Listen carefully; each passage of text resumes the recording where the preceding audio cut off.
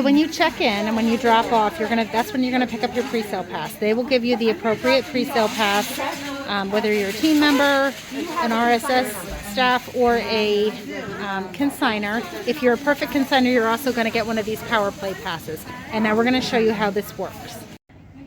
You have your pre-sale pass that you picked up at drop-off, and on the back is where your QR codes are. So we're gonna show you what to do. Open the camera app on your phone and hover over the QR code.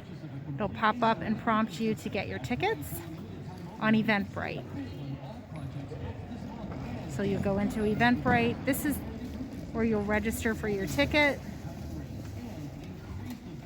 enter your contact information, and once you do that, you will get a QR code from Eventbrite. That's your Eventbrite ticket, and that's what you want to bring to shop with you.